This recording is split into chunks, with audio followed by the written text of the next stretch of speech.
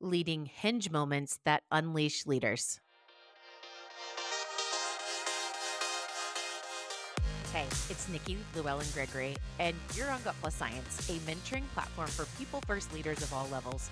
Here, we talk to exceptional leaders who prioritize culture, get fired up about employee engagement, and are excited to share ideas and tools for a bettering employee experience to help others. Thank you for joining us to invest in being a better leader. Now, let's get to it. Hey, Gut Plus Science listeners, it's Nikki. This episode is focused on taking action, and we'll cover the gamut from getting unstuck to thriving or unleashing. That'll be a word you hear a lot in this conversation. We're about to get ideas on leading people through stuck times and helping people sustain momentum in their sweet spot, leveraging their greatness. Lee Scott is with me today. He is the founder of Unleashing Leaders. Lee has a big purpose to help leaders accelerate the changes they seek. He likes to get to the core of what someone really, really wants. He helps them find their greatness and leverage it to take actions towards the ideal. I'm fired up for this one. Let's get with Lee.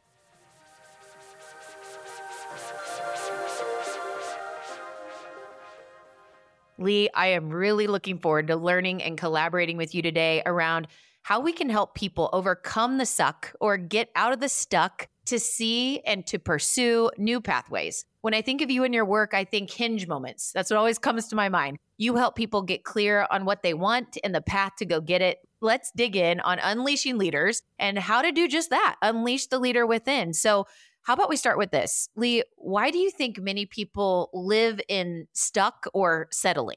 Oh, that's such a great question, Nikki. And I think the question behind that question is really, is it normal to be stuck? And I think it is. I think as much as we want to get out of it, I think we got to recognize that it is an essential part of the experience. I mean, think about it. When you bury a seed and all the potential that it has, the only way to get that seed unstuck is to bury it in dirt and drown it. And if it's not getting exposed to that grit and a little bit of that adversity, if you're not feeling stuck, a little bit overwhelmed, not too much and not for too long, but enough to really kind of break that up, I think that's an essential part. So there's no shame in it. I think everybody does it. It's totally normal. I think the real challenge is how do we not stay in it longer than we need to, right? Because that seed only needs a little bit and then boom, it starts hustling and growing. And I think for some people, we stay in that seed, even though the conditions are there where we could be unhinged, we could be unleashed. And I think what happens there is a sense of safety with a belief that we have about something that has worked for us. Like we're still alive today because of these beliefs and because of these behaviors. And if I somehow change that or I challenge that or I test that, that could create risk for me. And so that risk of death, that risk of losing our identity, I think keeps us playing a little bit smaller than we need to. And again, all of us do it. And I think the opportunity is to say, okay, let's challenge those beliefs. They were great. They got us this far. Where do we find how to edge those out, nuance them, take them to the next level? And then that's how we then get unstuck. Yes, so good. I love that you shared being stuck is part of the experience. It's a normal part. We all go through it. Staying stuck isn't healthy. So you have this gift and this strength to help leaders really unlock. And for our listeners today, let's break this down. The magic that you've been able to find in helping people to really pursue a different path. So we're going to walk through this together. And the first thought I had to ask you is, how do you help people see what they really want? I think the secret to seeing is listening. If you are in a relationship, you've got a partner, a fellow leader, a marriage, a parenting role, a teacher, whatever it is, to be able to help people see what they want, you got to listen for what they want. And there's always clues. And I like to ask a couple different questions. One is I like to ask, what is the challenge you're facing? What is the impediment? What about the situation sucks? Because people can usually see that really clearly, right? Our brains are neurologically wired and the amygdala, the way we evolved, to see risks more sharply and higher definition and sooner. Right? If we didn't do that, our ancestors, when they were going through the jungle, if they saw something that was different, they'd be like, oh, what's that? Let me go pet that. Is that an orange kitty? And it's like they got eaten and then they didn't pass their genes on. Right? So we were selected to see risks and immediately have an aversion, that flight, or freeze reaction to it. And so that's what we see. So if you ask what are the challenges and then you listen, when people are describing a challenge, they give you clues to the things that they hold most sacred. Right? If somebody's saying like, I really don't like how toxic this situation and how there's just people are at each other's throats and there's just all this low trust and there's uncertainty and I don't know what's expected. What they're saying is really what they value, what they need. And what they're saying is they need connection and they need certainty. And so if you listen for those things, then you can see what it is that they want to see, because that always comes second. Right? Like what I want comes second, what I fear is right in front of me. So I think listening for that and then translating that in terms of the focus tends to be on the issue or the obstacle. I like to invert that and think about, okay, what does that person value or treasure or hold as a sacred belief? That's what they want. And then the question then is like, okay, how do we help them get that? But that's a way of being able to see what they're looking for. Does that make sense, Nikki? Yeah, so good. So, do you have a story that comes to mind where you asked a powerful question and you listened to then guide the path for this other person to see the vision for change?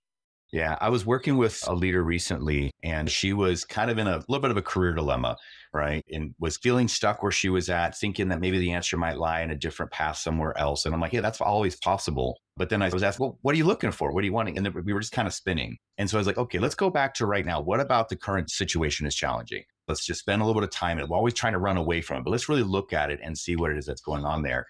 And what she was sharing is like, okay, I'm not feeling enough growth, right? There's not enough of a challenge with something at scale that has an impact. It seems like we're more maintaining the status quo, and I want to have a broader impact, and I want to elevate my skills. I'm feeling like I just keep doing the same things and kind of maintenance mode, and that's just not fulfilling. And so rather than thinking a different set of circumstances is going to solve our problems, I like to think of what is a different set of a person could be different in any situation that you're in, right? Because if you're running from one relationship that's bad, you're trying to find the right person who's going to be your best partner and match you perfectly and be easy. Like that doesn't exist. It's who you are and who you show up in, whether it's in a relationship or a customer or a situation. So when I listened to that challenge description, what I was hearing was, I want to grow and I want some uncertainty. Right. I want some variety in this role. And so it's like, okay, well, what are aspects of this current role that haven't been tapped yet for those growth and that variety that you're looking for? And she started telling me about this other new job. And I was like, that's a great possibility. We could certainly do that. But let's talk about your current role. And what ended up happening was it led to a conversation with somebody else who was facing a very big, impactful project and needed the types of skills that she had in her own existing organization. And I said, why don't you guys have a conversation about what you're looking to offer and contribute and see if there's an opportunity right here in front of you. That conversation happened. I'm proud to say a week later, she essentially got a new assignment in her current role to grow and to have some variety that was incredibly fulfilling and didn't require her uprooting her entire life to go pursue something else and all the uncertainty that would have been. So again, it's listening for what about this current situation? And I'm not saying you should always stay. I'm not saying you should go. I'm saying that's really irrelevant. Really, the question is, who do you need to show up as a leader for whatever situation you're in to get the most out of it? So good. So this is coaching expertise right here. I mean, this is powerful stuff. You're asking deep questions, practicing listening to hear them, and then you're connecting the dots to find the theme towards what is most important to them that you're hearing. And then where's the best place to get that right now, right? It's like if you're looking for gold, dig in a gold mine. If you're looking for silver, dig in a silver mine. But don't dig for gold in a silver mine. But you got to find out what it is, again, that they really want. Yeah. So I know that you love finding greatness in people and inspiring them to lean into their greatness. Can you share examples of what this looks like in practice? I think this is something that I have a genetic deficit in. I'm able to just see people's potential and their greatness and their beauty. But for me, it's really being curious. I think that the habit is being curious, knowing that it's there and believing that it's there versus being surprised when you find it. So like, Nikki, when you and I are talking, I'm just curious about like, what is it that's great about Nikki? And what is her superpower? And what does she put on this earth to do? And how do I get access to that so that I will benefit from it in some way, somehow? I think putting yourself in that state of mind where you're genuinely curious about what people are bringing to the table, it'll show itself. And you start asking folks about, hey, how was your weekend? What do you do? What's going on in your life right now? They always give you little tidbits. And then, what's the story of their greatness? And then how do you spit it back? And it's like, wow, I didn't realize that you're somebody that is really being able to bring deep expertise in architectures and business structures to be able to make sense out of complex scenarios. And you're doing that on this project here for us today. I want to learn more about that. Tell me about how you've done that before. And then they're like, nobody's ever recognized that in me before. Or, well, yeah, that's totally what my thing is. So I think coming to it from a place of curiosity, which is one of my core values. So I think that's kind of an intentional habit that we've cultivated, and then listening for it once again, and then giving a little bit of it back in the form of a story where they're the hero. I think so much when we're thinking that we're the leaders, we got to make us the leader. And I think as the leader is making everybody else around them the heroes of the story, right? Like they all have their strengths. They all have their superpowers. It's about figuring out what they bring. Mm-hmm. There's something so profound in what you said that is very simple, but I think often overlooked. You said we have to start with the belief that there's greatness inside. It's not an if. I wonder if they have. I think many times we airball that one. I wonder if they've got it. I wonder if they do. Like each person has amazing greatness inside.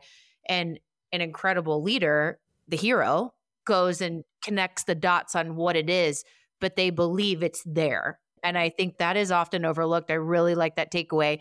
So believing there's greatness inside and then being curious to lead them to see their greatness together. You do it together. That's powerful. It's all story, Nikki. Like if I look at somebody and I say they're a terrible person, right? And they're probably a tax evader and they probably are abusive to their plants and their front yard, like whatever the story is, right? I'm making this stuff up. So why can't I make up a story that makes them the hero? Yes, absolutely. One thing you shared that I just want to click on the alignment real quick is my word of the year is curiosity. This is tapping into word of the year. So it's really helping me. Thank you. So Lee, I'd love if you could share more of those favorite questions. As you said, first skills that you mentioned is listening. And again, if you just ask the question and just listen, it's probably all there. So all of us need that reminder. Listening is so powerful. You mentioned one question. What about this situation sucks, right? That's a go-to question. What are some of these other favorite questions that you see help get people unstuck and envision possibilities? Yeah, I like to call these the 3 coaching questions. And I find them really powerful in terms of walking through that conversation in a way that doesn't trigger as much defensiveness. Because I think the moment we start to feel threatened, the ego pops up, we defend that belief. And we're like, no, that belief is my belief. That's my identity. To challenge that belief is to challenge me. Get out of here. Right. So I think the trick is to find that hinge moment where a new belief can evolve. You got to do it in a way that makes sure that, hey, we're friends, right? We're allies in this journey together. And I don't have all the answers, but you do. So let's find them together. And then I'm trying to listen for what are the 2 or 3 critical, most fundamental needs that they have. And there's about 6 of them. Some people say 7, some people say 5, pick your model. And then I'm like, okay, so it sounds like in this situation, the thing that's most agitating, the thing that's most deficit is X, right? And they're like, yes. And I said, so look at the opposite of that. Like, what would your goal be? And that's the next question is, what's our goal? What are you trying to achieve? What would you like to get out of this if you could get it out of this situation? And without it being the solution, I'm thinking more of the destination. Like, what's the outcome or what's the feeling or what's the state you would like to be in? And it's like, well, I really like to be more respected, or I'd like to have more impact, or I'd really like to be more efficient, or I'd really like to have just less drama. And so it's like, okay, well, let's anchor that and take a moment to really set that hook. And when we say, what's our goal? What we've just done, Nikki, is I've changed from it being a conversation between you and me, mano a mano, and it's now a conversation with we versus something external, something desirable out there. So now I'm in the friend zone, and I'm good with being in the friend zone, right? So then we could say, okay, well, what are you doing right now? And how's that working for you? That's really the second question. So it's like, oh, well, I'd really like to be more respected. And so, well, what are you doing now to do that? Well, when I walk into meetings and people don't respect me, I slam my fist on the desk and I say, hey, you should respect me. I'm like, okay, well, that's one strategy. How's that working for you? Right? That's kind of the Dr. Phil question. And it's like, well, for some reason, people get irritated by that. And I'm like, really? It's like, how would you feel if that was being done to you? Right? And so kind of unpacking what about that current habit is creating the results that aren't fully what you desire. And then what are the risks associated? I was like, okay, well, if you were a kind of person who was known for doing X, what would that person get? And it was like, well, I wouldn't get the respect I'm looking for. I wouldn't have the impact that I'm looking for. I wouldn't have the connection that I'm looking for. I was like, okay, well, let's get a name for that person. Who's that person called? Okay, well, that's gnarly Nikki, right? She's just brash and commands respect versus earns respect. Okay, well, what could we do differently? What are different versions of yourself that are still authentic to you, but are a different flavor? You are who you are, but what you do is not necessarily who you are. Well, I could go in there and I could be as meek as a mouse and not say anything. Yep, that's an option. What's another one? So get 3 or 4 options out there. I think that's the other thing too, is people try to get the right answer the first time. There's something about our educational experience that teaches us to do that. And that's terrible. It's like, we want to get like 5 ideas out there and then compare which of these is best. It's like, I could be as meek as a church mouse. I can keep banging my fist on the thing. I could really show more respect to others. I could show up early and offer to help. These are all options. And then we can look at, of those options, which of these might get you more of what you want, if it's the respect or the impact or whatever. And then it's like, well, this one might have something to do with that. I'm like, okay, how are we going to anchor it? And that's the last question is, then what exactly are we going to do differently? And I think for that, it's like, in this moment, what is the trigger that says, boom, activate this new behavior? Very specifically, like, what's the cue? And it says, when you see this, your brain used to go here. We're now going to go there and have a new choice, a new behavior, whatever. And then let's see if that has any difference in the outcome that we achieve. So those are the 3 questions. So again, in summary, what's our goal? Are we moving closer to or further from that goal today based on whatever we're doing? And then the third one is what could we do differently and what specifically might that look like? And that creates a space where we get to evolve that belief. I believe that to get respect, I have to command respect. That was the original belief. The new belief is in order to get respect, I have to give respect. And both have a degree of truth to them. I'm not saying one's right and one's wrong. I'm just saying one will get you something, the other will get you something. And whichever one gives you the something that's more of what you want, then that's the one that you might want to go with. So good. Let's say that a leader listening right now is intrigued and wants some tactical breakdown on what we've discussed so far. So let's lean into that for a minute. How often would you recommend a leader be having these unleashing conversations with their direct reports? My belief is that effective leaders have periodic conversations that are focused with their direct reports, one-on-one, something of that nature. And best practice there is somewhere between once a month to once a week, depending on how new they are, or what they're facing or whatnot. So whatever that is, let's say that you have something along those lines. Maybe there's just 30 minutes and that's fine. But I think when you're in those conversations, I'm listening for that moment where they're facing an obstacle and they keep facing it. So if they just face it one time, they're like going, hey, I couldn't find the stapler, right? Well, I'm not going to go into this. Like, what's your belief about staplers? And what was that childhood trauma that, you first had an issue with the stapler, right? I'm just gonna be like, really? Well, where have you looked? I was like, looked over there. I was like, well, have you checked in the supply room? No, I haven't. I was like, okay, go look in the supply room. Like that's a level 1 type problem, right? A clear problem and a clear solution. I'm just going to give it to them, right? Moving on. But when I find that they keep running into a situation where I'm like, okay, it feels like we've been here before. There's something going on. It's not just the situation. There's a limiting belief that's causing these situations to be more challenging for you. When honestly, I believe that you're a hero and you're great. And you should just topple these things without any hesitation. That's what I'm looking for. And when I hear that, then I go, okay, let's pause here. Let's unpack the situation a little bit. Let's see what's about the pattern. Every time a situation has this with it, it seems like we run into this situation. Like, could you tell me more about what that is like for you and what the challenge is? Okay. All right. Well, what do you want it to be? What's your goal in that situation? Well, my goal is this. It's like, okay, how have you been approaching it? What's that getting you? It's like, well, I get part of it, but not all of it. And I was like, all right, let's come up with some new options. Right. And so then we're right into that conversation pattern to help them be able to level up that belief for not just that one transaction, but for any transaction that looks like it. So I think that's what we're listening for. And for me, that might be every couple of one-on-ones. It's not every single one because it gets to be a little deep and onerous. Sometimes we just got to cover some status and who's on first. Absolutely. And I think maybe a simple takeaway to point out is the power of regular one-on-one time with your people. I don't want to assume that every single listener has that set up, but I think it's very important. And, Lee had just shared, this might be the unleashing leader type conversation, might be once a week, might be once a month. Do you have a cadence for how you're leading those conversations? I think is a key takeaway. And then if we were to stick down this tactical path with what we've talked about so far, maybe we summarize some of the pillar skills or behaviors like you've shared, listening. And I think that is a constant reminder, like, do you have that in your consciousness regularly to practice that? Because it's an ever growing thing. If it's not conscious, you're not doing it. So listening, practicing curiosity, what else comes to mind? One thing that maybe is, what are you listening for? I think some folks think listening is being quiet and waiting your turn. I think when you're listening, it's what question are you asking about what you're listening for? When you're being curious, it's like, what are you being curious about? And so when I'm listening to somebody, I'm thinking like, what do they crave? What do they treasure? What's most valuable to them? And then I'm asking myself, what would make them the hero in this situation? What's a strength that they have that they can bring to this situation? Like I'm thinking of these things while I'm listening. And so I'm not listening to the superficial so I can come up with a solution.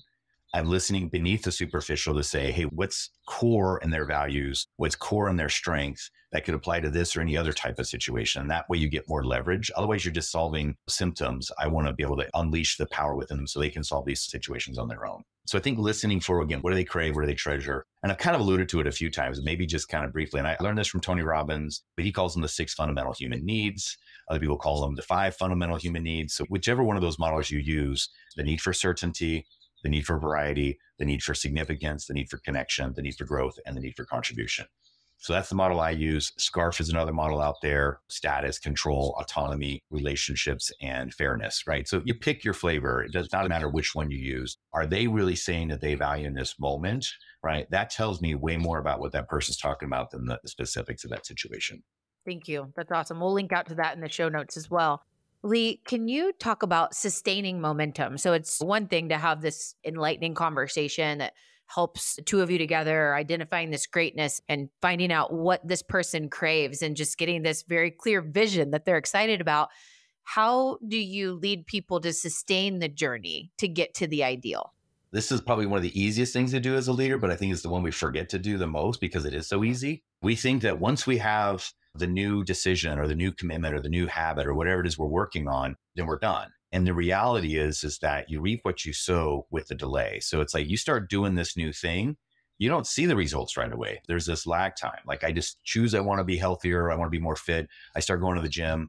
I go 3 or 4 times and you know what? I don't see any change, but I feel a lot of pain, right? And that's where most people check out. Getting the solution or getting the commitment, I always think that's the hardest part. I think it's the sustaining, but yet it's so easy to do it when you're a leader supporting somebody else.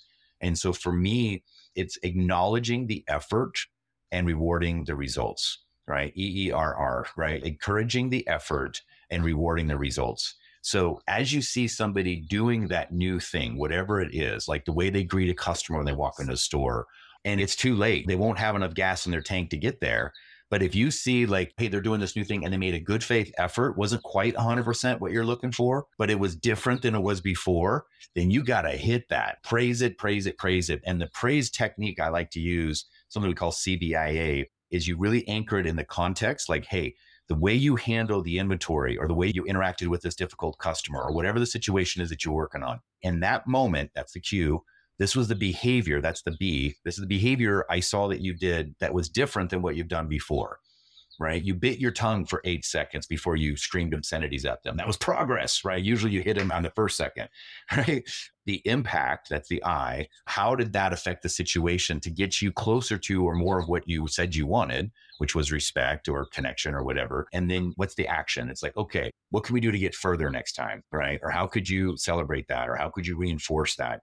So I think anytime you see any sign of progress, you were praising it along the way. That's what keeps their tank full enough and keeps them on the journey until this new choice becomes now a new automatic. Yes. So good. A light bulb moment for me during this conversation so far, Lee, is unleashing leaders is a mixture of many simple efforts applied consistently. Because you've said many times, it's really simple. This is it. It's really simple. But the common thread among the simple is the consistency of these core practices, the questions, the listening, the method. It's a lot in the recipe, if you will.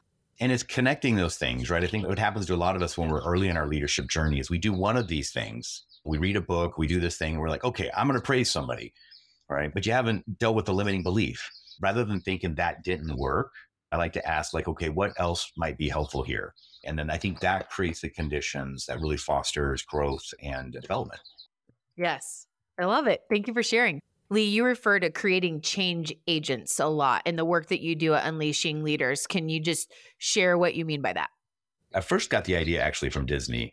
Disney doesn't refer to their employees as the staff or rank and file. Like I would hear these things. And when I think of staff, I'm a biologist by training originally. And, I think of staph infections, right? And rank and file is like what my teenage son's laundry would smell like. So if we start the leadership conversation by characterizing the people that we cherish the most as that, like we're doomed. So Disney calls them the cast, right? And their customers are the guests.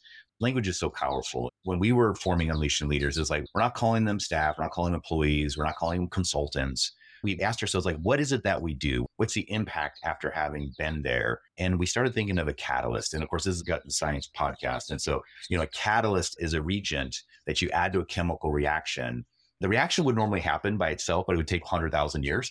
And a catalyst helps that reaction happen in a very short period of time. And so we were like, okay, well, these are catalysts. And yet the catalyst remains unchanged, right? It goes in there, it accelerates that chemical reaction. Then you can take that out, put it in another one. These are catalysts for change. So they're change agents. And that's how we characterize our team members in terms of what service that we provide to our clients.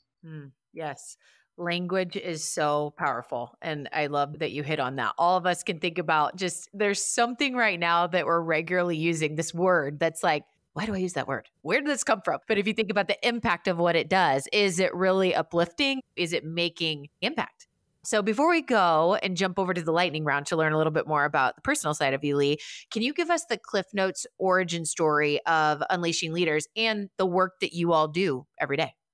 Sure. I won't tell you all the pieces in between, but I'll tell you the start and what we're doing now. For me, between my dad and some uncles and aunts, I had such great mentors going through high school that really exposed me at a very early age to some really great thinkers in this space. And the Stephen Covey's, the Tony Robbins, things like that. I mean, I'm talking, I'm 13. I'm just gobbling this stuff up going like, wow, there's this whole world out there that is just fascinating. And went on to get my degree in leadership, which at the time everybody was like, why are you getting a degree in leadership? Like, what in the heck are you going to do with that? Why don't you get a business degree? Why don't you do this? And I was like, they're like, you're never going to get a job as a leader. And I'm like, are you kidding? As a leader, you create whatever job you want, right? So back in those early days, the thought was, hey, I want to learn these great leadership skills to be able to apply it to a company that has a great impact in its community. I was entrepreneurial and was looking at like, what would be a great product, what would be a great service that really uplifts a society. And along the way, I'm doing all this coaching and consulting and facilitating with other friends and other small businesses and whatnot, back in the late 90s, while I'm on the journey for what's the right business that I can apply this leadership to. And eventually I had a colleague of mine that said, Lee, you've been doing this for about 7-8 years now. Leadership is your product. Like, why are you looking for a different product to apply leadership to? Like, you are leadership. That's your name. Your name is Lee. That's a product. And that's when I realized that I've been doing this for 8 years on the side, making good money, having a great time doing it and uplifting my community. So that's kind of when it was like, all right, well, let's make this a full-time thing. And came up with Unleashing Leaders as the name for it. And let's recruit other folks that do this thing that we do. And rather than trying to pick one thing, let's unleash many businesses, many nonprofits, many government agencies, so that they in turn can really serve society better.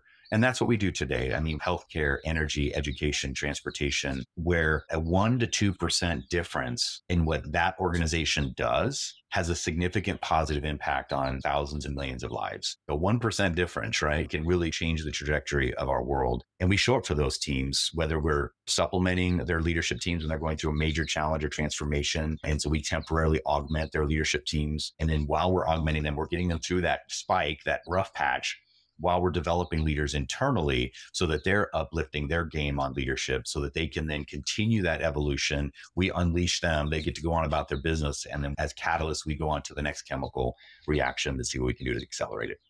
So cool. I love the work that you all are doing at Unleashing Leaders and the journey that we're about to go on together to launch a podcast and many different offerings that will just continue to accelerate the reach of what you all do to impact more. Let's take a quick break, hear from our sponsor message today, and then we're going to jump into our lightning round where we'll get to learn a little bit more about the personal side of you. We'll be right back. If you're leading with a people-first mindset, which most likely you are because you're listening to Gut Plus Science, join PeopleForward Network, the largest community of humans on a shared mission to lead meaningful work. You can find us at PeopleForwardNetwork.com or follow PeopleForward Network on LinkedIn. Okay, Lee Scott, you're up on Gut Plus Science's lightning round. So first question, we ask this of everyone. So we'd love for you to contribute one book, your favorite of all time, or a favorite recent read to our ever-growing recommended reading list. What book would you like to make sure is on that list? You've seen my library. I've got like 8,000 books on leadership and working on a couple ourselves. I would say a recent one. We just did a book club on this internally for our team, and it's Atomic Habits. And I think they did a really good job of distilling out what are the cues, what are the cravings. In fact, we used to use the word cravings and values all the time. So like I'm reading this, I'm like, yeah, that's what we do. So I thought that was a very practical, well-researched, well-presented book that's very accessible and very approachable for leaders. So that would be my recent read that I'd recommend to folks. I'll put a +1 on that one. I really love that book. All right, Lee, what are your top personal values? Yeah, so I created 3 early on and they did me great and they were fantastic, but I recently retired one and I added another one. So I'll talk a little bit about those 3. So the first new one for me is graceful transformation, right? So grace, transformation, change. So often I think that the reaction is let's shame and blame the past or let's shame and blame somebody else in order to make the future or ourselves better. And that is a very expensive way of making change happen. So I believe having grace, where we accept and honor and acknowledge what the past was as a precondition, as a precursor with no shame. And then we have a choice to do something great in the future because the conditions are different, the opportunity is different. So I think that's the biggest one. And let me tell you, when you say that I want to have more grace in my life, God, she's got a great sense of humor and she will test the crap out of you and say, are you still graceful? Are you still graceful? Or are you getting bitter and mad about the situation? And let me tell you what, I've been bitter and mad a lot while I'm working on this new value of grace, but that's how you build muscle. So that's, I think, the biggest new one. and it's been tested and I'm hanging in there. One of the old ones that we've had for years was curiosity. And for me, curiosity is an insatiable appreciation, a little mischievously even is kind of my flavor of it, where you're just tickled pink by just finding out new dimensions that were always there, but maybe you didn't see before. And the word curious actually comes from, it's a blend of like courage and curious. They both have kind of the same root word, which is heart, right? To show up with curiosity is to show up with a lot of heart and compassion and empathy to be able to receive without as much judgment. You can decide if you want it or not, that's fine, but like don't prejudge it. So that's kind of curiosity. I love it. I love both of them. And the curiosity leads into one of my favorite takeaways today around the belief that all people have greatness. And if we're curious, we can help to find that. That's just great. And my word of the year. So I'm going to practice this more. Thank you so much for the inspiration. Lee, what brings you meaning today? Bringing me meaning today, we just recently, as our business, converted to employee stock owned company, so an ESOP. And so making a difference for our client has always been probably my primary driver, and our clients get the residual benefit. So creating the conditions for fulfilling, meaningful, high growth, high regard work to be able to expand that for other folks who have a knack and an appetite for this kind of a thing so that they in turn can be serving others. And then that creates an equitable growth of wealth and benefits for everybody who's contributing to that. So for me, meaning comes from creating the conditions where people can do great work with other clients and build a sense of value and ownership and financial success for their families versus it being more of a transactional employment type of situation. So I think a lot of employment laws out there are kind of like vestiges of indentured servitude. We want our team members to be partners. We want our team members to be owners. If we want ownership, then they should have ownership. So how do we build that together? That has been really firing me up lately. Wow. Well, I've got the opportunity to interact with many on your team, and I can just see that ripple effect, that vibe that's happening. They really step up and share ideas and they're challenging things, which is so wonderful, especially as new partners working alongside you. It's rewarding for us to be able to experience a team of people that feel like they have that ownership and they're just practicing it. And finally, Lee, thank you again so much for being here today. How can our listeners connect with you after this episode today? Well, we're on most of the usual social handles, but probably the two biggest ones. So I'm on LinkedIn, Lee Allen Scott. We also have the Unleashing Leaders at LinkedIn. So both of those, that's probably where we're sharing more active posts and access. And then the third big one is it's been in kind of a prototype. We just recently rebranded it, but we took this series of questions and conversations, kind of like what we were talking about today. And out of having worked with 25,000 leaders over the last 30-ish years, what are the most common questions and challenges that they get in those conversations?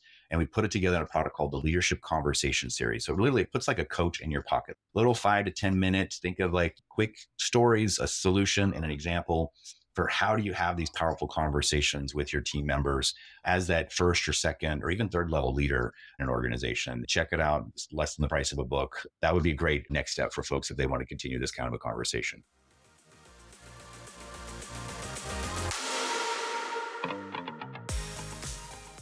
All right, here's my truth you can act on from my conversation with Lee Scott today. Number 1, being stuck is a normal part of the experience. Staying stuck isn't healthy.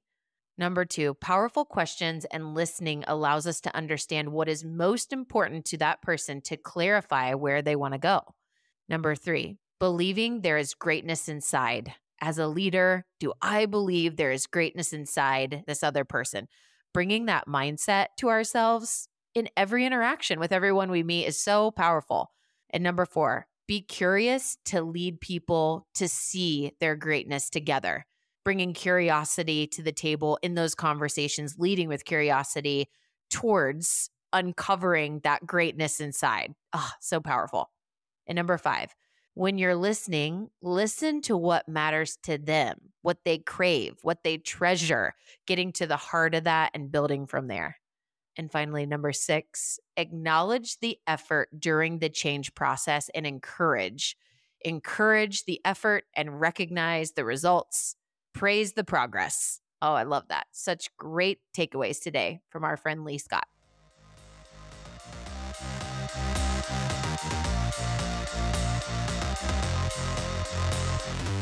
Lee just left the world a little bit better. Now, go do something with it.